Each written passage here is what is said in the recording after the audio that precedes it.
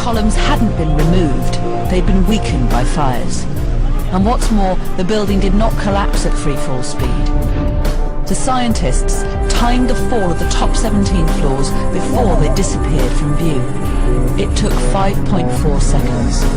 A free fall collapse would have taken 3.9 seconds. Clearly, the time that this building took to collapse was longer by almost 40 to 50% than the free fall time of an object.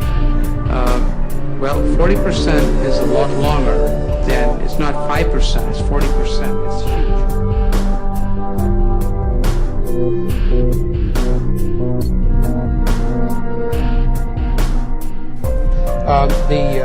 The analysis showed there's a difference in time between a free fall time. A free fall time would be an object that has no structural components below it.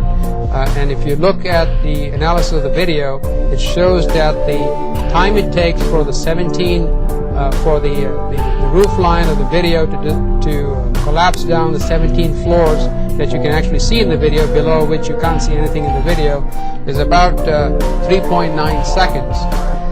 What the analysis shows, and the structural analysis shows, and the collapse analysis shows, that same time that it took for the structural model to come down from the roof line all the way for those 17 floors to disappear is 5.4 seconds. It's about 1.5 seconds, or roughly 40% more time for that free fall to happen.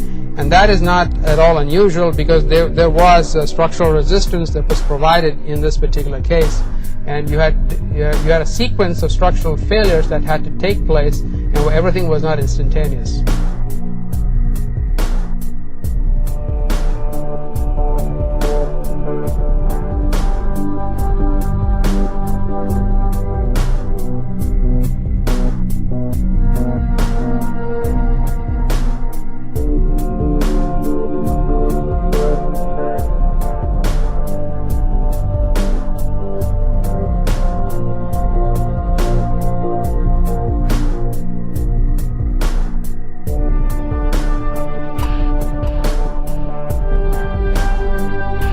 Built-in functions of the Physics Toolkit software capture the positions and times of these marks in a data table from which it computes and displays various kinds of graphs.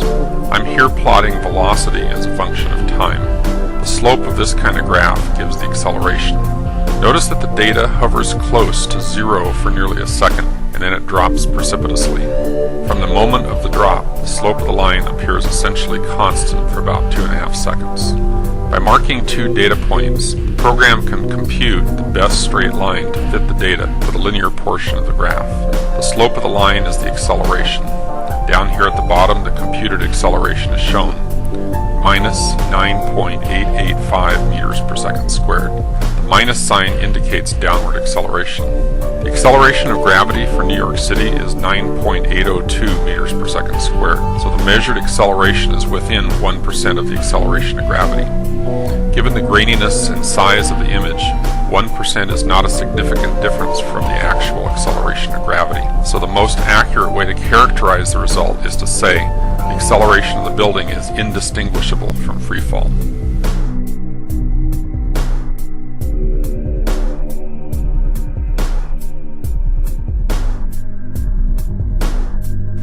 I'm sure they detected some movement of the roofline at the point where they started the clock. There's a rationale for choosing that point.